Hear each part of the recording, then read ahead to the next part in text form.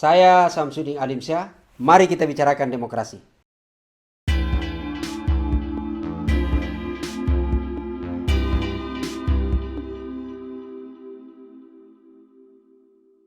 Kenapa sih pejabat di Indonesia itu selalu ingin diprioritaskan? Contohnya saat vaksin kemarin, anggota DPR menyuruhkan keluarganya ikut vaksin.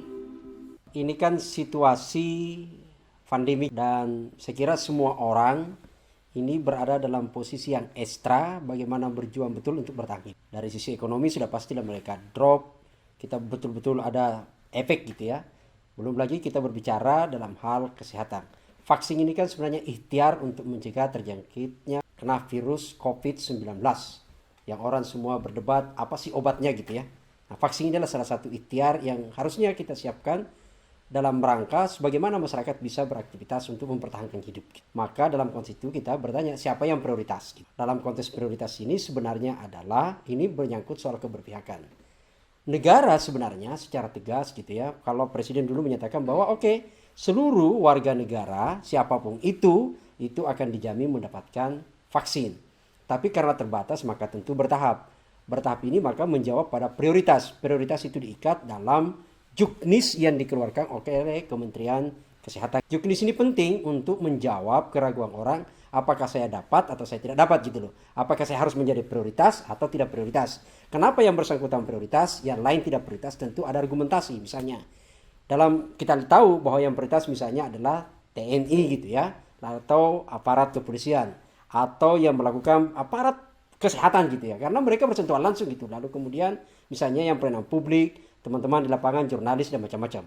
Semua ini karena bersentuhan yang di luar, dia bekerja di luar kepentingan pribadi. Ini yang harus dipahami sebenarnya. Maka karena dia bekerja untuk kepentingan publik, maka dia menjadi prioritas. Konteks itu yang dulu dipegang dulu, bahwa dia bekerja kepentingan publik. DPR sebagai anggota DPR, DPR itu lembaga pelayanan publik.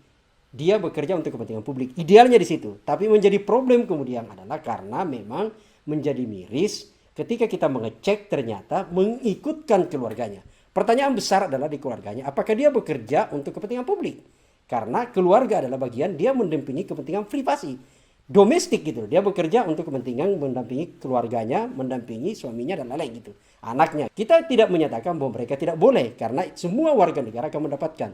Sekali lagi pertanyaannya adalah prioritas gitu. Lalu kemudian ketika mereka masuk menyelipkan keluarganya, maka sebenarnya ini tegas, dicek saja rujukan ini sudah ada, yaitu Juknis kalau tidak salah gitu ya. Itu Juknisnya adalah nomor 2 tahun 2021. Itu Juknisnya sudah ada di Kementerian Kesehatan. Kalau dibaca prioritasnya tidak ada di situ disebut keluarga anggota DPR.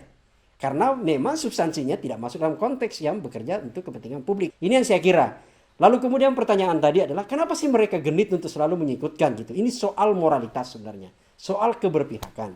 Sumpah jabatan mereka itu sebenarnya tegas. Bahwa mementingkan kepentingan publik. Bukan mementingkan keluarga gitu ya. Nah yang menjadi keliru adalah saya khawatir teman-teman yang kebetulan hari ini dipercaya menjadi wakil rakyat. Itu kemudian salah menerjemahkan yang dimaksud dengan aspirasi masyarakat. Mereka mungkin tidak bisa memisahkan antara aspirasi keluarga dengan aspirasi masyarakat. Karena keluarga mereka juga terjemahkan sebagai aspirasi masyarakat. Maka ketika ditanya, kenapa kemudian keluarga itu diikutkan ikut vaksin? Lah ini kan aspirasi saya memperjuangkan kepentingan masyarakat. Padahal di situ konteksnya adalah memperjuangkan kepentingan keluarga.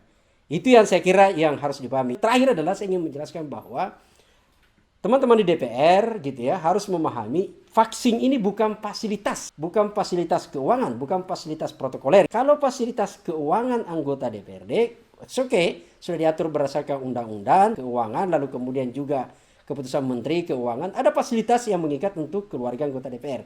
Ada tunjangan fasilitas keuangan, ada beras, ada asuransi kesehatan dan macam-macam. Itu mereka dapat. Tapi vaksin ini bukan fasilitas gitu. Jadi keluarga idealnya tidak masuk di situ. Dan konteks yang paling harus mendasar bahwa teman-teman di DPR harusnya memiliki rasa empati, rasa untuk malu sedikit saja kepada masyarakatnya bahwa hari ini masyarakat masih nafsi-nafsi, berharap-harap cemas apakah kami dapat juga jatah vaksinnya atau tidak. Maka idealnya adalah DPR sebagai pejabat negara memperlihatkan contoh yang baik, contoh untuk mereka yang pertama divaksin, tapi bukan berarti ikut keluarganya yang pertama divaksin.